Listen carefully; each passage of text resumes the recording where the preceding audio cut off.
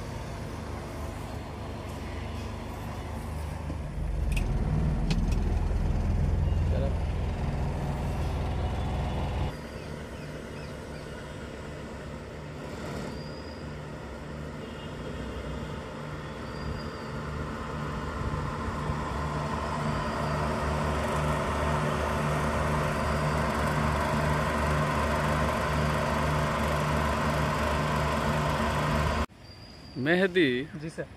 গাড়ির সকালে আসার পর কি কি চেক করলা? ফার্স্ট টাইম রেডিয়েটরের পানি, যে রেডিয়েটরের পানি কি পরিমাণ আছে, যদি কম থাকে অর্থাৎ লেভেলের কম থাকে তাহলে সেটাকে পানি দিয়ে পরিপূর্ণ করা, অর্থাৎ ক্যাপের সমান করা। তারপরে চেক করলাম মোবিল অর্থাৎ lube oil. Lube oil check করার পর দেখলাম ঘনত্ব ঠিক আছে কিনা এবং ম্যাক্সিমাম লিমিট এবং মিনিমাম লিমিট ঠিক আছে কিনা। তারপর দেখলাম পাওয়ার অয়েল। পাওয়ার অয়েল দেখলাম যে তার মানে ম্যাক্সিমাম লিমিটে কিংবা মিনিমাম লেভেলে আছে কিনা দেখলাম। তারপরে দেখে আমার কম মনে হলো, এই জন্য আমি দিলাম আর কি। তারপরে ব্রেক অয়েল চেক করলা, চেক করলাম।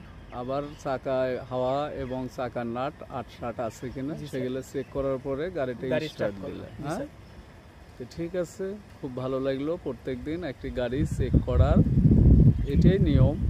তাহলে একটা ইঞ্জিনও দীর্ঘমেয়াদী পাবে বা দীর্ঘায়ু পাবে, আবার নিজেকেও নিরাপত্তার মধ্যে থাকা যাবে। কারণ একটি গাড়ি চেক আপের মধ্যে রাখাটাই ভালো এবং একজন আদর্শ চালকের এটাই দায়িত্ব ও কর্তব্য।